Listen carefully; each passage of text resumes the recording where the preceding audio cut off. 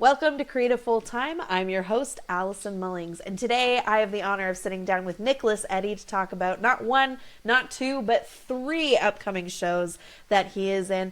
The first one, we have Dissonant Species at Factory Theatre happening November 14th to 17th. Immediately after that, we have Bug at King Black Box Theatre happening November 28th to December 14th. And then after your holiday break, January 29th to March 1st, Nicholas is performing in Witch at Soulpepper Theatre. We talk in depth about each of these performances, and I am so excited to see each and every single one. Before we get into the interview, if you could hit subscribe, that helps us out so much, and it doesn't cost you a damn thing. Because I don't have you for a super long amount of time, and you have a massive resume. I'd love to get through all of it, but we'll dive in with what's important right now. Dissonant Species at Factory Theatre. Mm-hmm. Tell me about your role in Dissonant Species. Yeah. First of all, great to be here. Really glad to be on. Oh yeah. By the way, today. Thanks for coming on the podcast. No.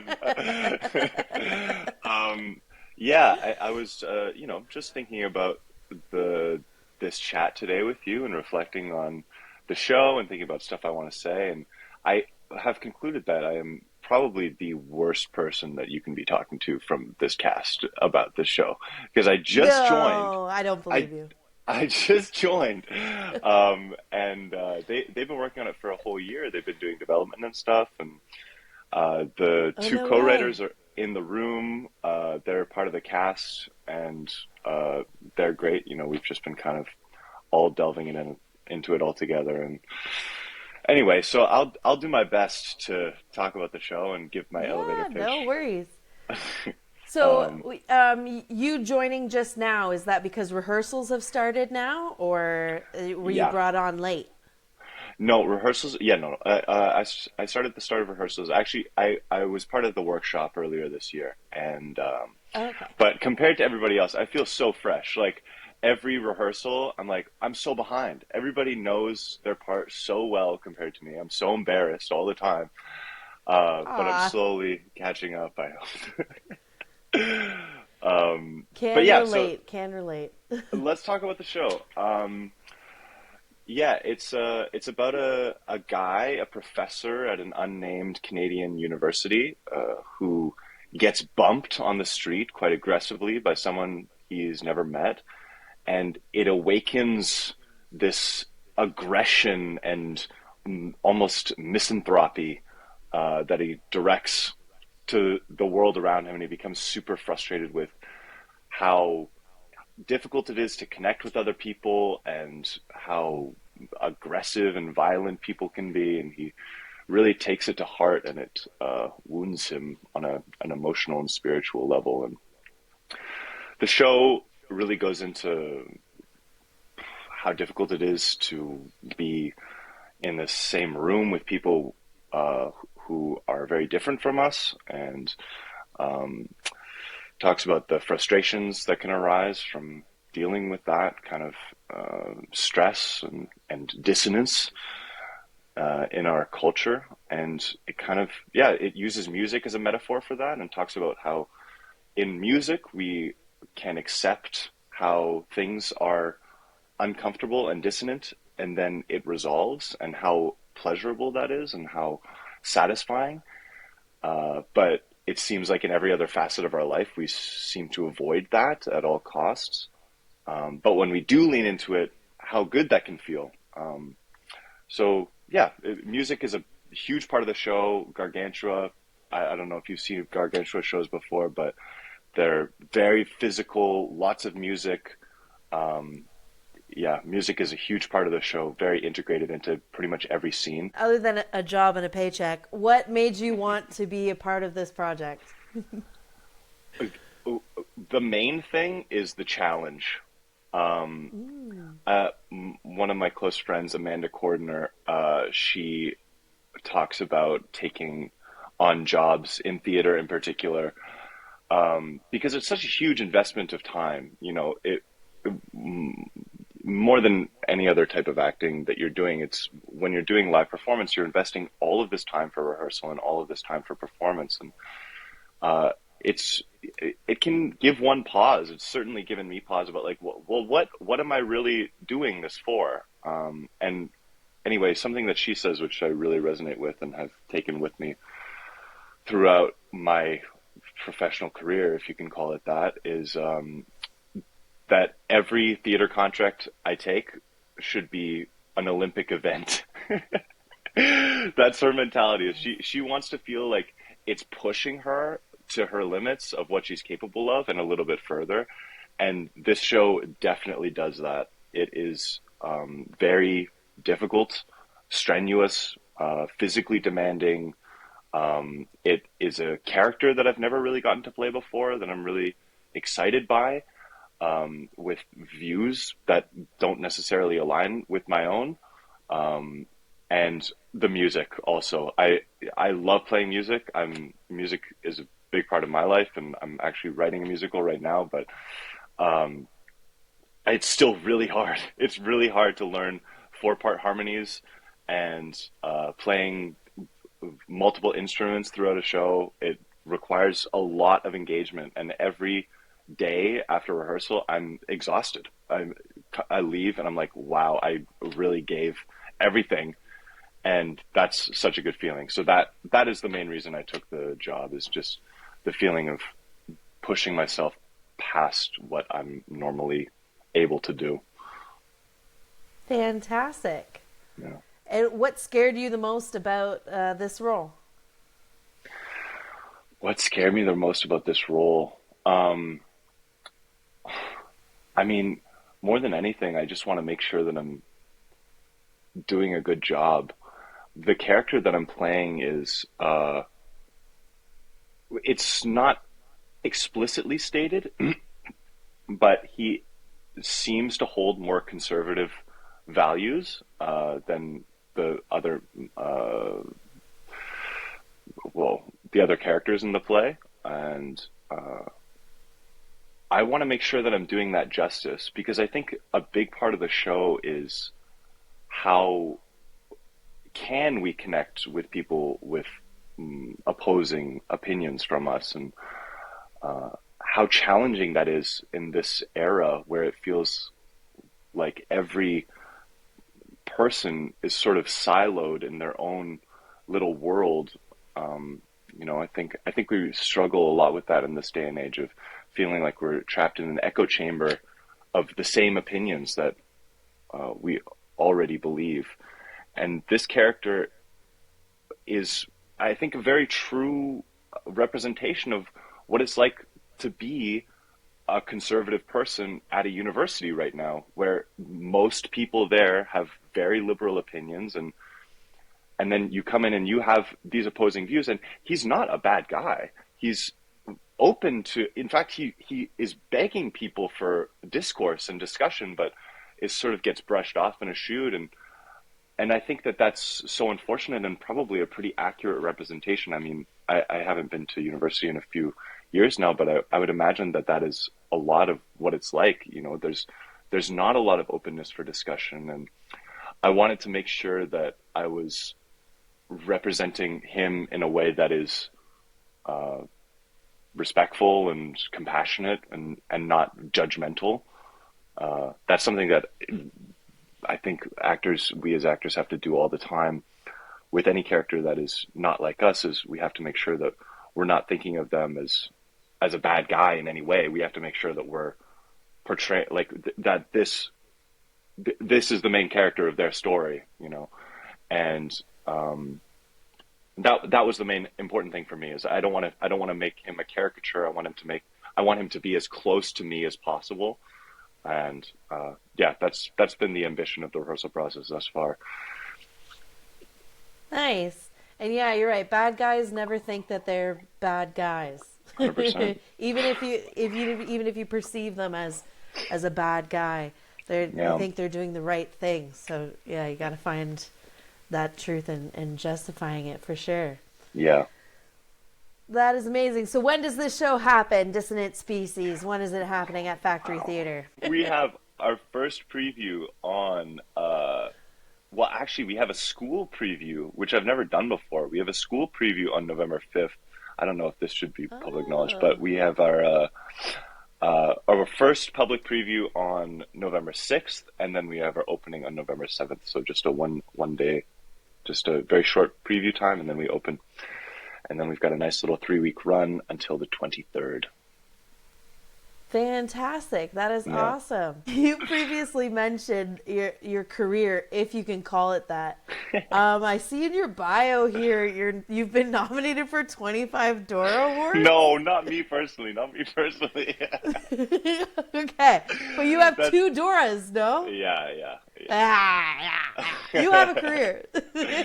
yeah, yeah. No, I've been very, very lucky. No, it's true. I'm sort of being self. What is the word? Deprecating, being self-deprecating. But yeah, no, I've been very lucky to be as integrated into the Toronto indie theater community as much as I have been. I love it so much. And yeah, I feel so grateful to be able to work and play in this environment. I Absolutely. value What's it. your favorite thing about theater? Oh my God. I value it so much. I think that it is, I struggle a lot with like tech addiction. I am so incapable of managing my time in that regard. Yeah. I have this issue with compulsivity where I just compulsively stay on my phone or on my computer, just scrolling through video after video after video. And it's so unsatisfying no matter how long I'm on there for. I always crave more and I want more. And to me, and I think a lot of, every time I say that, people nod their head. They're like, "Oh, I know that feeling very well." And it's maybe even trite to say at this point. I feel like everybody knows that so well. And in this day and age, theater feels like such a tonic for that, where you go to a play and you sit in a room with other people and you laugh and you breathe together and maybe even have an emotional response together, and it's satisfying. And I leave any show I see, good or bad, and I see a lot of bad shows, but I leave feeling satisfied. Like there's no part of me that's like, oh, well, sometimes I'm like, oh, I wish that play were longer, but there's not this craving for more in the same way where it just feels like there's a bottomless, empty vat of content that is available online. And when you go out to a play, you start the show and then you sit in an uncomfortable chair for 90 minutes or 3 hours, and you leave and you feel like you did something, like you actually did something with your time. And I don't know, that to me is so meaningful. And I people say that theater is dying. I think they've been saying that since the beginning of theater in general. But to me, I think that theater, especially indie theater, is probably going to have a real resurgence in the coming years, because that feeling is so great. Like I value that so much, as an audience member, and I want to give that to other people as much as I can, and have people leave feeling like satisfied with the way that they spent their time. 100%. Yeah, I just made a video not too long ago. I have this theory that AI, I think, is going to be the rebirth of theater, Mm, because with the inundation of, we don't know what's real and we don't mm, know how everything is being curated for us. And then also the younger generation, it's the same thing you were talking about. They're trying to use their phone less, yes. and they want, like, there's groups that I've seen locally that are just, hey, want to meet up and go for a walk.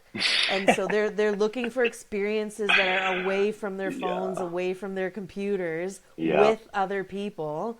And Yes. what better way to do that than theater? And even our generation is like, how many friends did I have that were like, oh, this New Year's resolution is going to be using my phone less. Yeah. And so, yeah, I think that's my theory anyway. I totally think you're right. Is that theater, indie theater especially, is going to have an absolute, they're having a moment for sure. Yeah, definitely. It's just the beginning.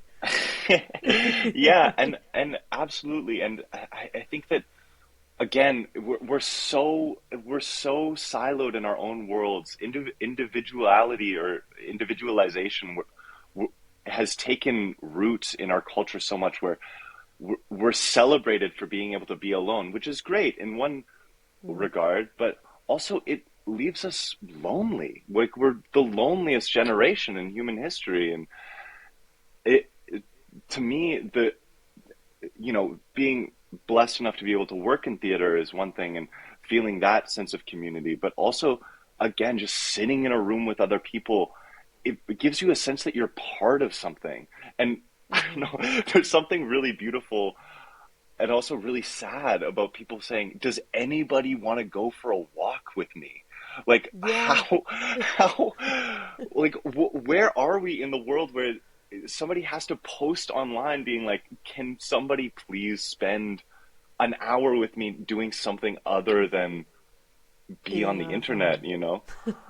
Like that's strange, beautiful, and Right? sad all at once. Yeah, truly. Truly is. Back to you. King Black Box. You're Oh in yeah. Bug. Tell me about that production. Yeah. Do you know this play at all? Have you heard of it or? I don't know it. Yeah. I know King Black Box, but yeah, no, Yes. I Nice. don't know Bug very well. Nice. It's by Tracy Letts, who wrote August Osage County, which is an incredible play about family. And Bug, I'm so excited for this play. I mean, I'm excited for all the shows I'm in, but this Bug is really a passion project. It's been in the works for with me and my friend Andrew Cameron, who's directing it, for a long time. We, talked about it in theater school, and now it's kind of finally coming to fruition, and it feels like the culmination of something really awesome. And it's about, well, some of the stuff we're talking about: addiction and connection and isolation. It's about this guy, Peter, who comes into this motel room where Agnes lives, and they develop a relationship with one another and sort of experience a shared reality that becomes very, yeah, I don't know what word to use, intense and horrifying. There's a lot that relates to the era that we're in now in terms of conspiracy theories. It was written in the late '90s, which I think was a very a hotbed for conspiracy theories, and obviously following 2001, the September 11th attacks, there was a lot of conspiracy theory. Uh, a lot of conspiracy theories happening then, and now I think we're experiencing that again. And people get lost in their own little worlds, and that's sort of what this play explores, is kind of the the most intense and crazy version of two people getting lost in this terrifying little reality, and whether or not it's true is left up for interpretation. And I feel like I'm already giving too much away, but it's a beautiful show and incredibly intense. And I feel so glad to be able to work with King Black Box on this show, because they have already, in their short time of being around, have developed this reputation of being this very intense, raw, energetic young theater company, um, that takes itself really seriously and wants to create some really amazing work. And I value that so much. They're just like at all times, like, let's give it all we can. And we're, yeah, doing Bug with them, I think, is a perfect match. And yeah, that goes up pretty much immediately after Dissonant Species ends, which is hilarious. So that's going to be a That's pretty. nuts. So do you have like rehearsals during the day with one and at night with the other, or how is you That's exactly schedule right. Yeah, this? yeah, Nuts. yeah. November is going to be Have crazy. you done two plays at like rehearsing two plays at the I've same done it time once before? before. I've done it once before. Oh I my gosh. And it's horrifying, but so satisfying. It's Yeah, so I was great. gonna say I'm like I'm stressed out just thinking about it. Yeah, no, That's I'm stressed out just amazing. thinking about it too. Don't get me wrong. Um, but this is the time that we had to do Bug. Like we had December to do it, and it's like we got to do it now, or it's going to be another few months that we have to put it off. And we really wanted to do it, so we're going to make it work. Um, That's amazing. yeah, yeah, and I'm super pumped. It is such a crazy play, and the role that I'm playing is so intense, and there's sort of two leads in the show. I'm playing Peter, one of the leads, and then the other lead is played by L.A. Sweeney, and she is incredible. She's so Oh, I love talented. LA. Oh, nice. Yeah, great. She's so great. She absolutely kills it in this role. Um, and yeah, I can't wait for people to see it. I think it's gonna be a fucking crazy show. Am I allowed to swear? I don't. Amazing. I'm so excited. Yeah. Ah, yeah, I've had LA on the podcast before. She's Oh, fantastic. nice. She's Yeah, amazing. yeah. She's super cool. That is awesome. And what is challenging about that performance? I mean, this is probably going to be the hardest role I've ever played, just because the Ooh. emotional range of this character is enormous.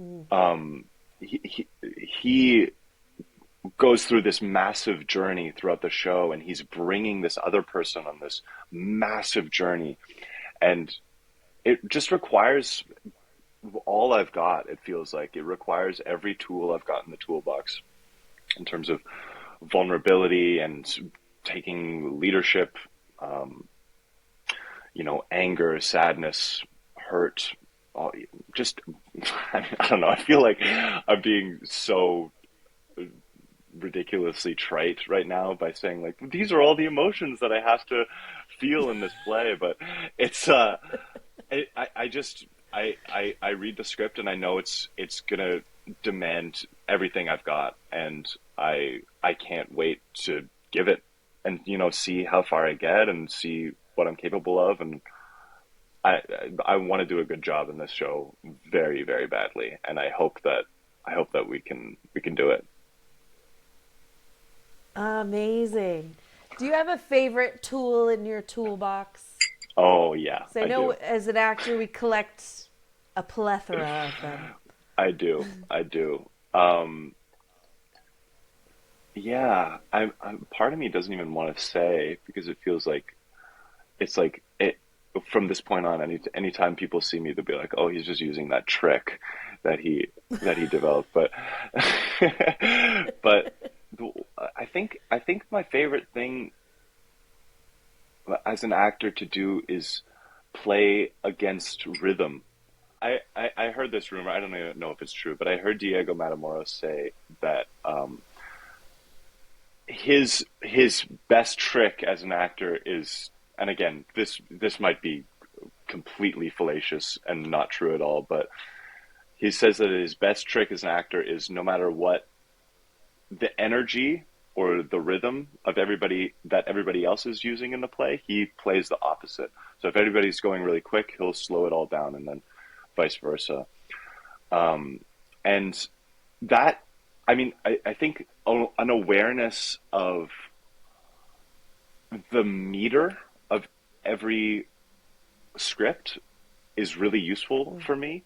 Whether or not it's in prose or in verse. I've done a lot of Shakespeare stuff, and I think sort of where I learned this is in doing Shakespeare, is that I always wanted it to seem like a real person was saying it and not that they were delivering Yes. um, a poem.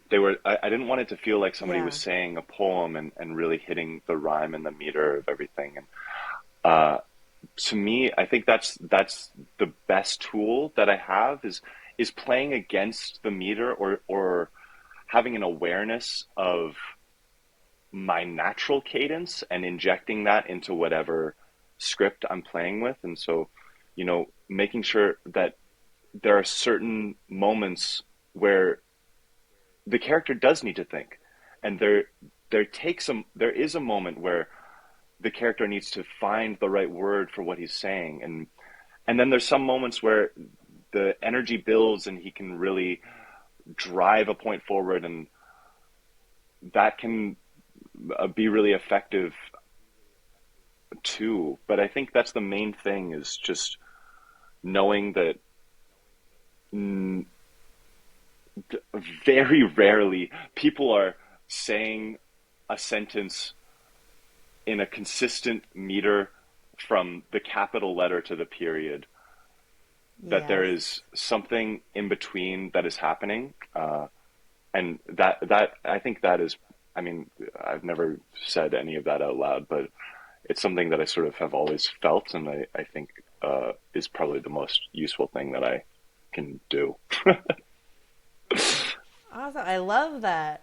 And Yeah. you're right. When I see Shakespeare, I love when it feels more conversational Yeah. than just ba da da da da da da da Yes. da da da da. It's like, yeah, we got it. You get the Yeah. rhythm. I get it. Yeah, But making that's it also more conversational is great. exactly. But it's also it's sacrilegious to say that to certain people. Some people consider I that know. to be very antithetical to what Shakespeare should be. The late great Peter Wilde, after seeing me in Midsummer Night's Dream, said, it's like he like, with disgust in his voice, he said, it's like you were just talking like yourself. It's like it was just too casual. He was That's too horrified that the funny. show is done with this casualness, and to me that's what makes a show great. That's what makes Shakespeare so incredible, is that it can be brought to this day 450 years later and still Yes. feel fresh and new, and and like a real conversation is being had. That to me is what's so amazing about it.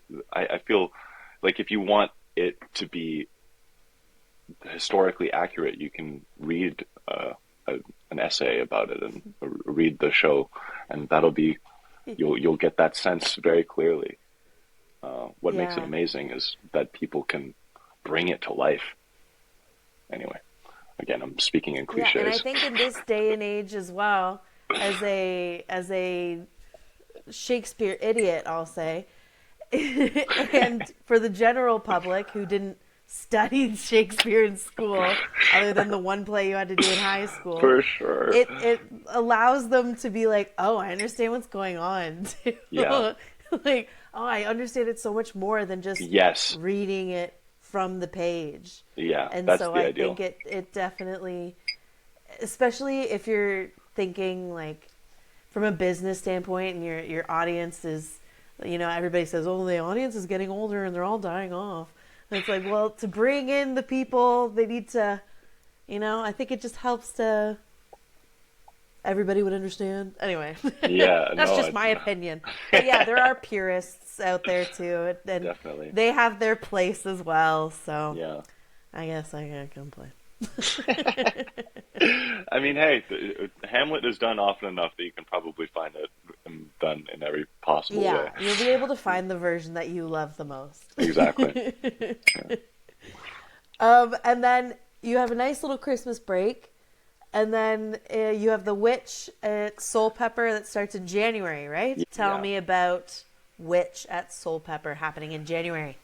Yeah, I'm really excited about this show. I think yeah, we have rehearsals in January and we open in February.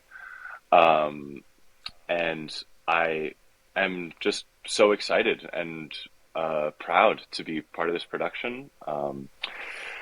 Yeah, I it's being directed by Courtney Chang Lancaster, and she's super awesome. I'm a big fan of hers, and yeah, I mean, we haven't started at all yet. It's I don't know if that's breaking the illusion or whatever, but Not at all. it's it's sort of just something that I get to look forward to. That is off in the new year. That I have just like I think I got the call that I'd be part of that show in the summer, and it's just been such an amazing thing to have off on the horizon and be thinking about. And I feel so glad. I've been doing, a lot of indie theater in Toronto for a while, which I absolutely adore. Don't get me wrong, but it's really awesome to now step onto a bigger stage with a bigger company, and yeah, I feel really proud. I feel so glad. I love this job and I love this community so much, and it just feels like such an amazing thing to be able to be welcomed to another level, and for people to say, hey, we want you to do more of this for a bigger audience, and with a more well-established company.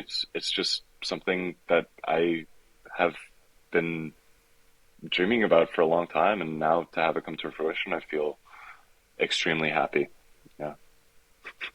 Amazing, as you should. That is awesome. Yeah. That is so great. Again, it's And embarrassing. what?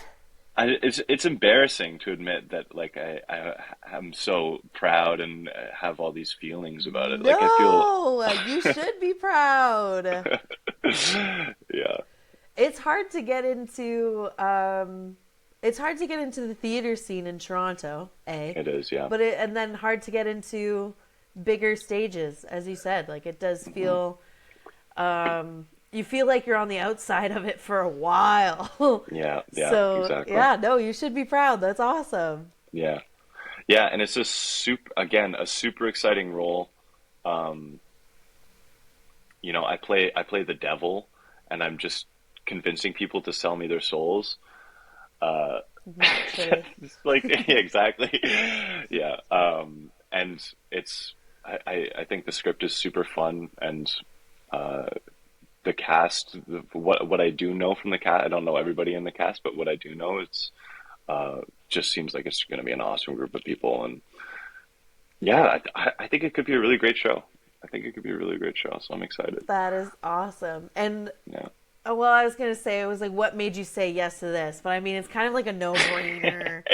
Well, again, it's this is so embarrassing to say, but like I went to George Brown Theater School, and that's in the same building as Soulpepper Theater, and to go see those shows at Soulpepper all the time because it was right there. Like we could go, and at that time there was like the $5 rush for George Brown students in particular. Like George Brown students specifically got $5 rush, and That's we would go see shows multiple times, and we would go back, and even shows we didn't like we would talk about, and everybody would go see them. And to now be on that stage after having admired the work of those people for so long I don't know, just it is actually a dream come true. So that's why I said yes to that one.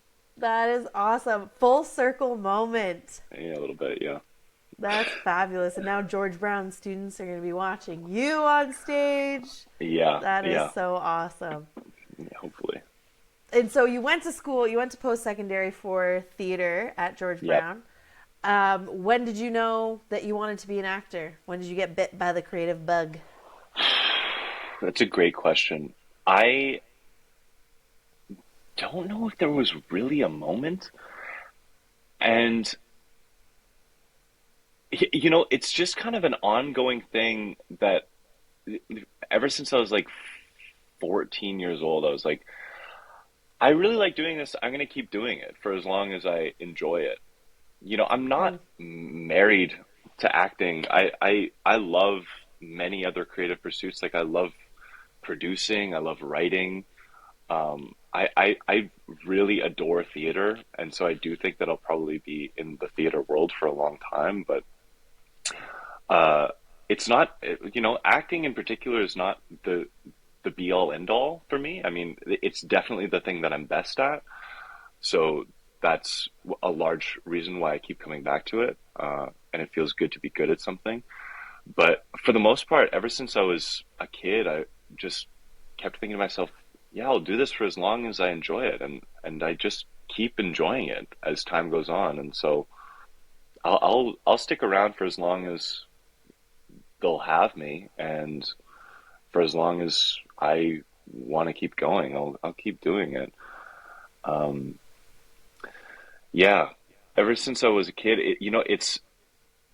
it's good to feel like you're good at something, even as silly as acting is, which is very, very silly. To feel like you're doing a good job at it is really satisfying, and I think that was really addicting as a kid when I first started doing it. Is I when I first started, I would do these shows with this after school program called Dragon Cheryl's Drama, and uh, we would do these performances for our family, and afterwards, my family members would come up to me, and then even other adults would come up to me and say, "Wow, you did a really good job." And they said it in a way that I believed them. Whereas everything up to that point, when you're a kid, every time an adult tells you you're doing a good job at something, it's in a condescending tone. They're like, "Oh, wow, great drawing." And this time it was like, "Oh, they're they're impressed. Like they're genuinely impressed with how Yeah. I did it on that stage." And that is so addicting as a kid. Like there's no way I'm gonna put that down. That's so Mm. exciting to to feel like, oh, I'm doing something that even this adult can't do, was just so satisfying and addicting, and I couldn't get enough of it, so I just kept going with it. That's amazing. Yeah, you hit the nail on the head with that one. Um, cause yeah, and I love that even as a kid. I mean, we think kids are so dumb, but even as a Exactly. kid, you picked up. You're like, that's a lie. This is not a good For drawing. sure. For sure. That is so funny. People reading skills were on point at an early Definitely. age, and that's why you're such a Definitely. good actor now. Yeah, yeah, right. That's true. That's true. That's all it is just Uh, being able to read people, I think. yeah, it helps. Yeah, definitely. That's awesome. That is so cool. Anything else that you wanted me to ask you or wanted to speak about before I ask you a final question Yeah, or anything two? else? Um,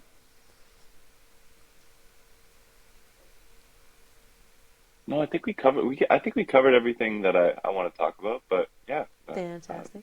it's super fun. I love riffing. Excellent. We'll be prepared to riff. I got a couple more Okay, questions. sweet. Let's keep going. So, if you were to give your younger self any advice, what advice would you give them? Man, I know it's a thinker. that's a really good question. Maybe this isn't the perfect answer, but it's what's coming to mind right now, so I guess that's as good as it's gonna That get. is the perfect answer then. Um, enjoy the failures. Ooh. Oh, see, my ego hates that, but I love that. Yes. Enjoy the feeling of messing up and learning, and it's something even now I, I love, you know, there's, I forget who said it, but somebody said that that's why we go to see theaters, because we want to see somebody make a mistake. If we didn't want to see anybody make a mistake, we'd go see a film. Um, That's so funny. They but fumbled their line. exactly, you know, there's the feeling, even now when I go on stage, and it doesn't happen so often anymore, where I get nervous before I go on stage.